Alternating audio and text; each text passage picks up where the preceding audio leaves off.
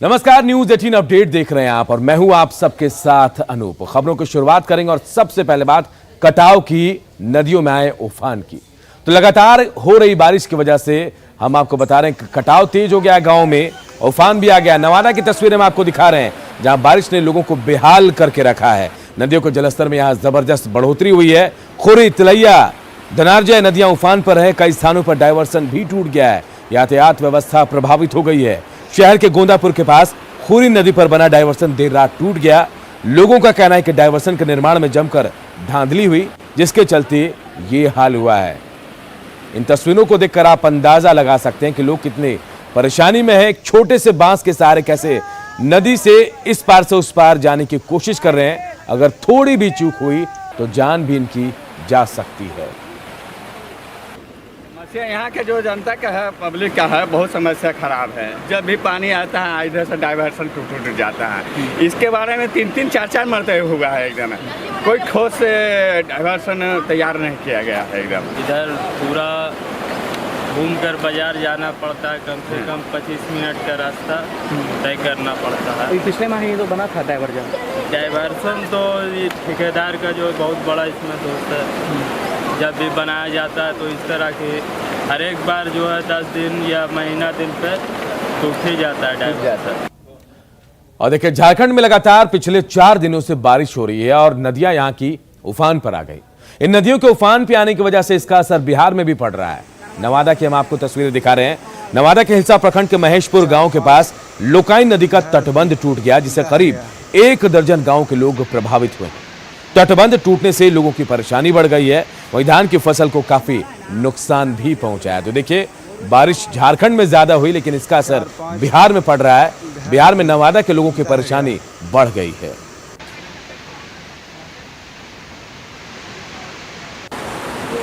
अभी हम मौजूद है नालंदा जिले के हिलसा प्रखंड क्षेत्र के महेशपुर डीह गांव में, जहां पर देख सकते हैं कि महेशपुर डीह गांव के पास लोकाइन नदी में जो तटबंध टूट चुकी है और ये करीब 50 फीट से अधिक लंबाई की तटबंध टूटी है, जिसके कारण किसान परेशान हैं। यहाँ तक कि किसानों का कहना है कि लोकाइन नदी पर जमुआरा, महेशपुर डीह, भूषण बिघा, ये 3 जगहों पर तटबंध टूटी है। और ये तटबंध टूटने के कारण लगभग सैकड़ों एकड़, हजारों एकड़ जो ज़मीन है वो जलमग्न हो चुकी है। आप देख सकते हैं कितने दूर दूर तक जो है वो पूरी तरह से जलमग्न हो चुकी है। यहाँ पर जानते हैं कुछ किसानों से क्या दिक्कत हो रही है और क्या परेशानी। ये बताइए, क्या परेशानी हो रहा है? हाँ सर, यहाँ जो है रेड़ी पंचायत में नाथा कुंवर के बगल में एक बड़ा सा खान हो गया है, लमसम 80 फीट का। उसमें हज़ारों से 1,500 धान फसल रोपाई का क्षति हुआ है। उसमें अभी तक कोई पदाधिकारी खान पे नहीं आए हैं। सीओ, बीडीओ साहब और सीओ साहब और अन्यथा प्रतिनिधि लोग भी कोई देखने के लिए कुछ नहीं आया है। क्या लग रहा है कि इस समय जो पानी जलमग्न हो चुका है उसमें धान रोपा हुआ था क्या? हाँ सर, इसमें टोटल हज़ारों बीघा धान रोपा हुआ था। क्या नाम आपका? मेरा नाम पप्पू कुमार सिंह हुआ। यहाँ पर और है किसान। ये बताइए, क्या परेशानी हो रहा है आप लोग का खाड़ होने से? हाँ, ये सब पूरा जितना है धान उन सब जलमग्न हो चुका है और लोगों को बहुत परेशानी है। किसान लोगों को बहुत परेशानी हो रही है। यहाँ से कहाँ पर तटबंध टूटा है? हाँ, रेड़ी है, रेड़ी का पूरा 70-80 फीट ला, 80 मीटर ला तटबंध टूट चुका है और सारा इलाका जलमग्न हो चुका है। सारा किसान लोगों का धान क्षति हो चुकी है ढेर सारा। क्या नाम है आपका? मेरा नाम सूरज कुमार। तो जैसा देख सकते हैं कि इन किसानों का साफ दर्द देखा जा सकता है कि किसान काफ़ी परेशान है।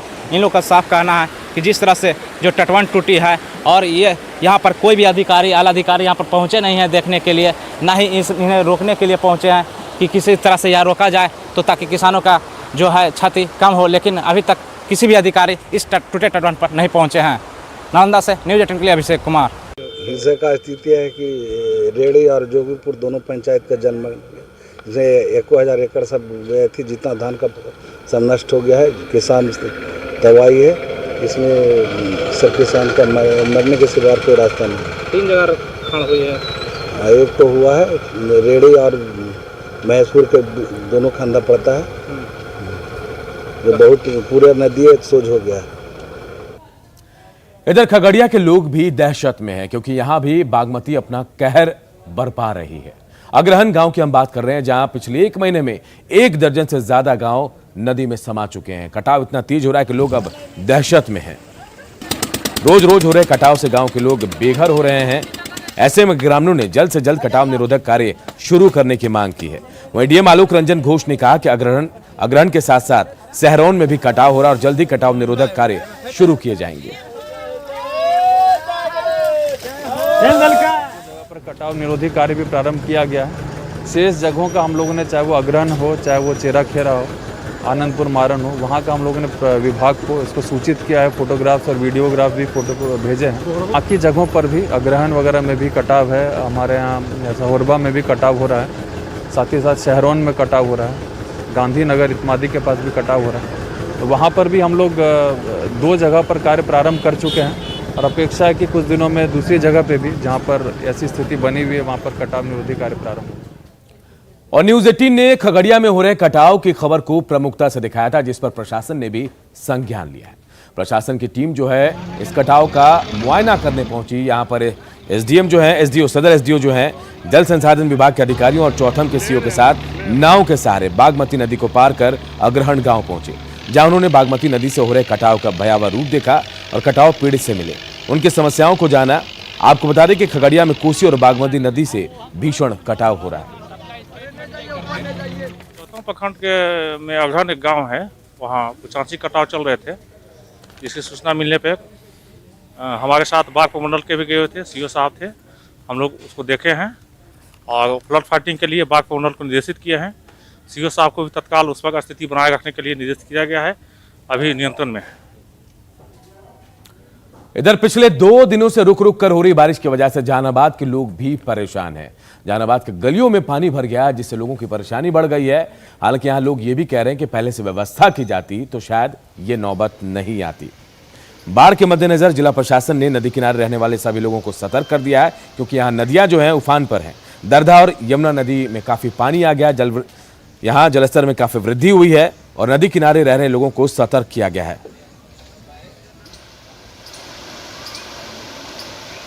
पानी इतना आया हुआ कि आदमी, हम लोग सब बाहर भागे हुए हैं। मेरा दुकान ऐसे ही डूब रहा है, भूख मर रहे हैं बाले बच्चे, और क्या करें। तो बढ़ रहा है कि कम रहा है पानी? बहुत पानी बढ़ रहा है। के ऊपर से पानी बह रहा है, पानी खतरा से बाहर है और किसी आदमी को उस पार टपने नहीं जाना, सीधे लगाया। अच्छा, तो उसके लिए क्या व्यवस्था की गई है? मेरे पास व्यवस्था है, देखिए यही करना है कि हम किसी आदमी को जाने नहीं देंगे। आदमी जाएगा तो डूब जाएगा। अच्छा, तो नदी की क्या स्थिति है? नदी तो आवश्यकता से बाहर है। और अब बात नवगछिया की करते हैं, जहां कोसी का कहर बरप रहा है। यहां भी लगातार कटाव हो रहा है, लोग परेशान हैं और खुद ही अपने आशियाने को तोड़ने पर मजबूर है। यहाँ लोगों का कहना है कि अगर सरकार व्यवस्था कर दे तो इन जो घर को वो तोड़ रहे हैं, इन्हीं के जरिए वो कहीं और अपना घर बनाएंगे। कटाव की भेंट कई लोगों का घर पहले ही चढ़ चुके हैं। इससे पहले कि इनका घर टूटे, ये लोग ईंटों को इकट्ठा कर रहे हैं और ये इनके मन में कि अगर सरकार इनको मदद करे तो कहीं और ये अपना आशियाना बनाएंगे। हम अभी खड़े हैं खरीक प्रखंड के चोरहर गांव में।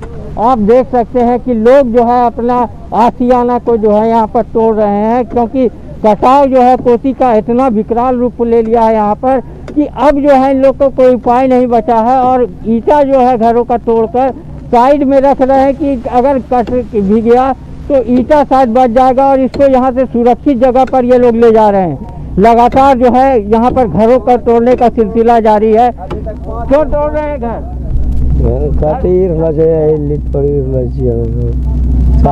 कहाँ जाइएगा? अभी कहीं भाड़ा पर आवे, ओकरा बाद कहीं ले गए तो बने। कितना अरमान से बनाए थे?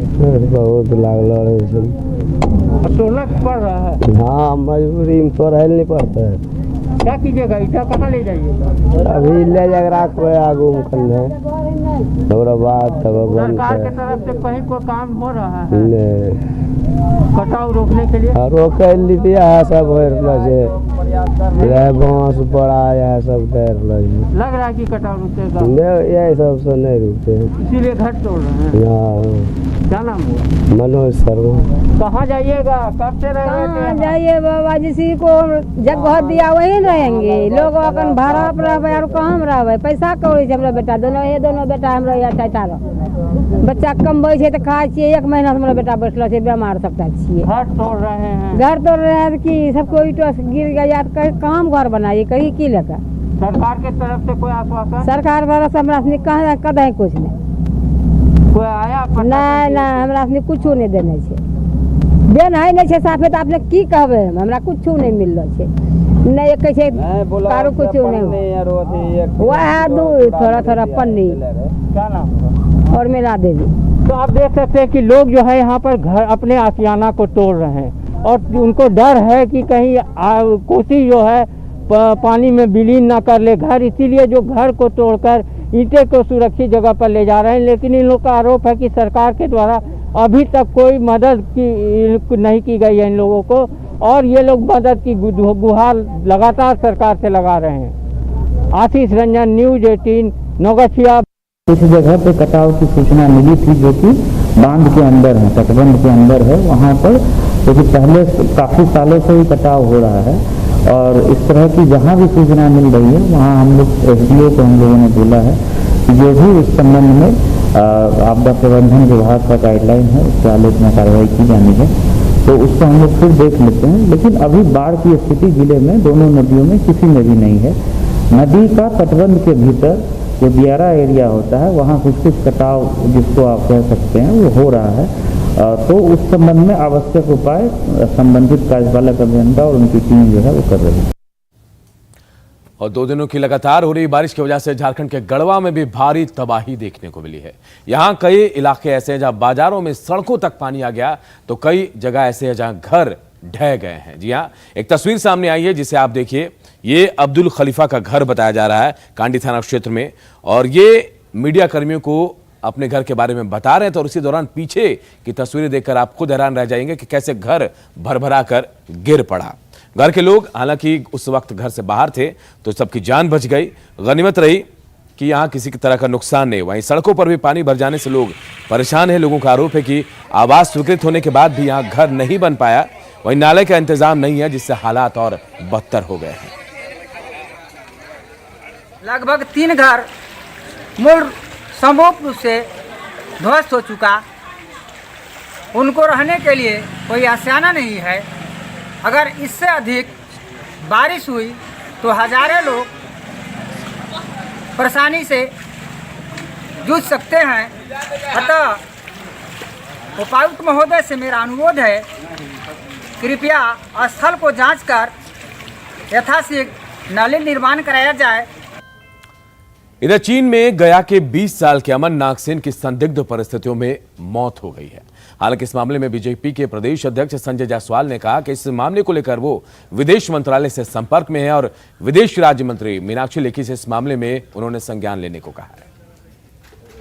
चाइनीज एम्बेसी से मेरी मीनाक्षी लेखी से बात हुई है और हमारे बहुत ही अपने के बच्चे हैं, वहाँ पे सारी बातें हो रही हैं, लगातार उनसे भी कांटेक्ट में है। मीनाक्षी लेखी जी ने खुद मेरे से संपर्क करके चाइना के एम्बेसी को सूचना दी है और मुझे लगता है कि कल मैं 10 बजे जब बैठूंगा तो आपको एक अच्छी जानकारी, माने अच्छी तो जानकारी हो ही नहीं सकती, पर क्या हो रहा है इसके मैं बताने में सक्षम हूँ। और पटना में आज से सभी बसों का परिचालन नए बस स्टैंड से हो रहा है। बैरिया स्थित नए बस स्टैंड में आज से सभी बसों की शुरुआत हुई। यहां से सभी बस यहीं से चल रहे हैं। हालांकि कई तरह की असुविधाएं भी यहां हैं। जायजा लिया हमारे सहयोगी ने। पटना में बस पड़ाव का पता बदल गया है और इस वक्त हम खड़े हैं बैरिया स्थित पाटलिपुत्र बस टर्मिनल। यहाँ पर देखिए तस्वीरों में, यहाँ पर अब मीठापुर से सारी बसें शिफ्ट कर गई है और आज सारी बसें पहली दफा यहीं से खुलेंगी। लेकिन पहले दिन अफरा तफरी का माहौल है। एक तो सड़क की स्थिति है कि वहाँ पर बराबर जाम की समस्या है और दूसरी तरफ यहाँ पर पुलिसकर्मी जो हैं उनके छक्के छूट रहे हैं गाड़ियों को मैनेज करने में और लगातार तकरार की तस्वीरें जो हैं वो उभर कर सामने आ रही हैं। पुलिसकर्मियों की प्रतिनियुक्ति जरूर की गई है लेकिन काफी परेशान देख रहे हैं आप लोग। क्यों परेशान है आप लोग? नया ना बस स्टैंड आयल है तो थोड़ा सा परेशान। बस वाले बात नहीं मान रहे आप? ना मना रहे हैं लोग, यहाँ लाकर बस खड़े कर दे रहे हैं। मना रहे हैं। बहुत खराब स्थिति है, यहाँ जाम का बहुत समस्या बना हुआ है, देख नहीं रहे हैं। क्या कोई सिस्टम नहीं लग रहा है? सिस्टम क्या होगा, 1 मिनट का, जिसका 1 मिनट का टाइमिंग है वो आप घूम के जाएगा, उतना में जाम लग जाएगा पूरा। स्टेशन में गेट नहीं है, रास्ता नहीं है, इतनी कम जगह में इतनी बसों को शिफ्ट करना मुश्किल है। कैसे कैसे क्या करेगा आदमी? कोई रोड पर लगा रखा है, कोई यहाँ लगा रखा है, क्या करेगा, कहाँ रखेगा? कोई रास्ता नहीं है, कोई बुनियादी सामान का, कोई बुनियादी चीज का कोई जरूरत है नहीं। समाधान सर किया जाए इसका जो है सो, नहीं तो आधा स्टैंड दूसरे अभी किया जाए, व्यवस्था पूरा नहीं है। कैसे समाधान होगा ये बताइए ना प्रशासन को। प्रशासन का प्रशासन आता है, हटा देता है। गाड़ी आता है, प्रशासन हटा देता है, वो रुकने नहीं देता है, गाड़ी का टाइम फेल कर जाता है। खाने पीने वाला हम लोग 6 महीना से दुकान लगाए हुए थे, कल के डेट में रात में आया, हम लोग को उखाड़ कर चल दिया। इन लोग को खाने का पीने का भी दिक्कत हो रहा है। कैमरा पर्सन मनीष जुनेजा के साथ संजय कुमार, न्यूज 18 पटना। और एक बड़ी खबर इस वक्त औरंगाबाद से आ रही है, जहां एक्सिस बैंक में बड़ा फर्जीवाड़ा हुआ है। एक शख्स ने म्यूचुअल फंड में अपने पैसे निवेश किए थे, लेकिन जब मैच्योरिटी की बात आई तो पैसे किसी और के अकाउंट में ट्रांसफर कर दिए गए। हालांकि अब ये शख्स जो है लगातार बैंक के चक्कर काट रहा है। जिले के मदनपुर प्रखंड के चौथाई निवासी आनंद शर्मा ने नवंबर 2017 में एक्सिस बैंक के म्यूचुअल फंड में 15 लाख रुपए निवेश किया था, जो 2021 में मैच्योरिटी के बाद 23,36,039 रुपए हो गया। मैच्योरिटी के बाद बैंक कर्मियों ने फर्जीवाड़ा कर उस पैसे को किसी दूसरे के खाते में ट्रांसफर कर दिया। अब जब आनंद बैंक से उन पैसों की मांग कर रहा है तो एक्सिस बैंक और म्यूचुअल फंड के कर्मी एक दूसरे पर टाल मटोल कर रहे हैं। आनंद ने इसे लेकर नगर थाने में एक प्राथमिकी भी दर्ज कराई है, लेकिन उसकी कोई सुन नहीं रहा। ऐसे में आनंद करे तो क्या करे, उसे समझ नहीं आ रहा। बैंक वाले लोग मिल करके पूरा पैसा किसी राम बाबू चौधरी के अकाउंट में, जिसका दानापुर बिहटा घर है, वो पूरा पैसा ये लोग जलसाजी करके उसका अकाउंट में ट्रांसफ़र कर दिए। जिसमें हम बैंक में जाते हैं तो बैंक वाले बोलते हैं कि हमारा पास कोई अच्छी नहीं है, तो म्यूचुअल फंड का है तो म्यूचुअल फंड में जाइए। तो हम म्यूचुअल फंड में गए तो म्यूचुअल फंड वाले बोलते हैं कि हमारा पास तुम क्यों आता है, कि तुम्हें औरंगाबाद एक्सिस बैंक में पैसा जमा किया, तुम हुआ जाओ, हम उसको कमीशन देते हैं। तो हमारा ऊपर पूरा झड़प किया, उसके बाद हमको वहाँ से भगा दिया। तत्काल उस खाते को फ्रीज करा दिए हैं जिस खाते में पैसा गया है, और कोशिश कर रहे हैं कि इस मामले का जल्द से जल्द निष्पादन किया जाए। और देखिए, पूर्णिया में अमान परिवर्तन की वजह से पिछले कई सालों से बनमनखी रेलवे जंक्शन से लेकर बिहारीगंज रेलखंड पर रेल चालन जो है वो बंद करके रखा गया, जिसकी वजह से लोगों को परेशानी हो रही है। यात्री परेशान है। यहाँ अमान परिवर्तन का काम जो है 2019 तक इसे पूरा कर लेना था, लेकिन आज तक बड़हरा से बिहारीगंज तक अमान परिवर्तन का काम पूरा नहीं हो पाया। इससे लोगों में नाराजगी है। अभी बनमनखी से बड़हरा कोठी तक की ट्रेन चल रही है, जिसकी वजह से यात्रियों को काफी दिक्कतें हो रही है। लोगों ने रेल प्रशासन से काम में तेजी लाने की गुहार की है और उन्हें बताया गया कि उन्हें काफी दिक्कतों का सामना करना पड़ रहा है। कोरोना काल में फिर बंद हो गया, फिर देख रहे हैं कि शुरू हुआ। हमको नहीं लग रहा है कि 22 तक में यह बिहारीगंज और बड़हरा का मैंने रेलवे लाइन चालू होगी। नहीं तो जल्दी अविलंब यदि हो जाए, आज बिहारीगंज के जितने व्यवसायी हैं वो तो पलायन हो गए, मर रहे हैं। तो वर्क तो अभी चल ही रहा है सर। क्या चल रहा है वर्क? अभी सर अभी प्लेटफार्म का काम चल रहा है, ब्रिज का काम कंप्लीट हो चुका है। कितना ब्रिज है इस बीच में? 15 ब्रिज है। और रामगढ़ के कई इलाकों में हाथियों का उत्पात देखा जा रहा है। गोला के तुनाहातू गांव में आईपीएल फैक्ट्री और यहां आज सुबह 6:30 बजे 8 हाथियों के झुंड ने धावा बोल दिया, जमकर उत्पात मचाया है। फैक्ट्री कर्मियों ने टावर में चढ़कर किसी तरह हाथियों को यहां से भगाया है। हाथियों के झुंड में उनके 2 बच्चे भी शामिल हैं। भागने के बाद हाथी बभनी की ओर चले गए। यहां हाथियों ने रात में जमकर उत्पात मचाया था। आपको बता दें कि गोला इलाके में बीते कई दिनों से हाथियों ने उत्पात मचा रखा, लेकिन पहली बार हाथी फैक्ट्री में अंदर घुसे। गोला के नवाडी और बरियातू में हाथियों के तांडव से लोग डरे सहमे हैं। मौसम बना रहा है, भागिए शिकरानी ने।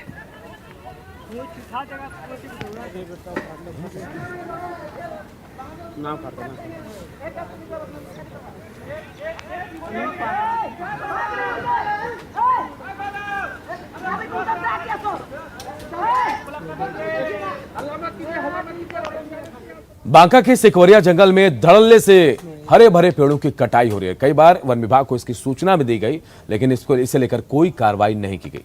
देखिए नागेंद्र की रिपोर्ट।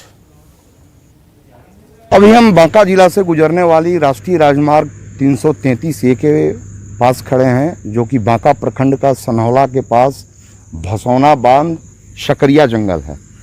इस जंगल में वन विभाग की ओर से लाखों पेड़ लगाए गए हैं, जिसमें कि काफ़ी कीमती पेड़ है और पर्यावरण की सुरक्षा की दृष्टि से आज के दिनों में देखा जाता है तो राज्य सरकार का लक्ष्य है कि 6 करोड़ वृक्षारोपण किया जाएगा और उसको लेकर बांका जिला में भी वन विभाग की ओर से काफ़ी वृक्षारोपण किया जा रहा है।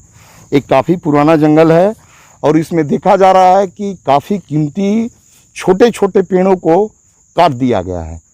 मेरे सामने कम से कम हजारों पेड़ ऐसे हैं जो कि उनको काट दिया गया है और मेरे साथ ग्रामीण हैं, सामाजिक कार्यकर्ता हैं। इन लोगों से जानते हैं कि आखिर ऐसी हालात कैसे बनी। अच्छा बताइए, क्या हकीकत क्या है? ये कौन जंगल है और हकीकत क्या है? ये भसौना बांध जंगल है, सकरिया जंगल है और मेन रोड के करीब यहाँ हमेशा कटते रहता है। हम लोग विरोध करने के बावजूद भी ग्रामीण, आसपास के जो ग्रामीण है वो लोग नहीं मानता। हम लोग कई बार विभाग को भी सूचना दिए, अपने भी मोबाइल नंबर से, मेरे पास डिटेल भी है, उसमें भी कोई पहल नहीं किया गया है। पूरा विरोध करते हैं, लेकिन वो लोग आता है, काटता है, केस लेता है। ज़्यादा बोलेंगे तो महिला लोग केस भी कर देंगे। माने किस तरह से आप लोगों से लोग लड़ झगड़ भी जाते हैं क्या? हाँ, हम लोग मॉर्निंग वॉक करने भोर में आते हैं, सुबह भी आते हैं, तो उसमें भी वो लोग काटते रहते हैं, हम विरोध करते हैं। अच्छा, आपकी बार नहीं काटवा। ENH के बगल में ऐसा काम हो रहा है जो कि पर्यावरण को रोकने के लिए सरकार एक तरफ पेड़ लगा रही है, दूसरी तरफ कट जा रही है। इसमें सरकार कोई पहल नहीं कर रहे हैं, जिसको सूचना देने पर भी इनका कोई पहल नहीं हो रहा है। Nagendra, news 18 network. इधर भारतीय हॉकी टीम ने टोक्यो में चल रहे ओलंपिक में के क्वार्टर फाइनल में क्वालिफाई कर लिया, जिसके बाद सिमडेगा में हॉकी खिलाड़ियों में जश्न का माहौल है। लोग यहां पर ढोल नगाड़ों के साथ झूमते नजर आए, खूब खुश नजर आए तमाम लोग और यहां पर मिठाइयां भी बांटी गई हैं। सबके चेहरे पर खुशी साफ देखी जा रही थी। ऐसा पहली बार हुआ है जब महिला हॉकी टीम ने ओलंपिक के अंतिम 8 में जगह बनाई है। सबने एक सुर में भारतीय टीम के जीत की कामना की है।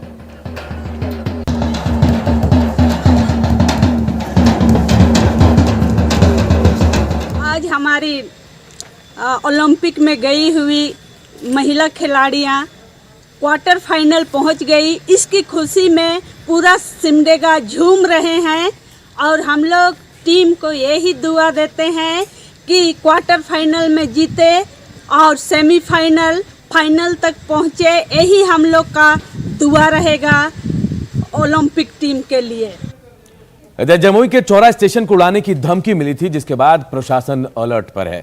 जमालपुर स्टेशन पर खास चौकसी बरती जा रही है। देखिए हमारे सहयोगी अरुण शर्मा की रिपोर्ट। जमुई में नक्सलियों के द्वारा स्टेशनों को विस्फोटक में उड़ाने की धमकी के बाद जमालपुर स्टेशन में भी अलर्ट घोषित किया गया है, जिसके बाद से ही आप देख सकते हैं कि आरपीएफ के जो इंस्पेक्टर हैं अपने दल बल के साथ, तथा ये बता दूं कि डॉग स्क्वाड के साथ स्टेशन में चेकिंग अभियान चलाया गया है। इस अभियान के तहत ये लोग जो है, जो ट्रेन की बोगियों के अलावा जो कई स्थानों पे कई संदिग्ध चीज़ देखते हैं तो उसको ये जांच करते ही दो डॉग स्क्वाड के जो टीम है वो उनके साथ लगे हुए हैं, ताकि कहीं भी संदिग्ध जो चीज़ है, जो वस्तु है, वो उसको जांच करके देखें कहीं इसमें विस्फोटक नहीं है।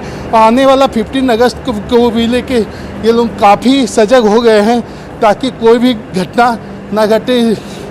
तो हम ये बता सकते हैं कि जो डॉग स्क्वाड की टीम है वो काफ़ी अलर्ट मोड में है। साथ में यहाँ के जो इंस्पेक्टर है वो साथ में, हम उनसे ही जानना चाहेंगे कि क्या मामला है सर जो अभी इतनी सजगता दिखाई गई है।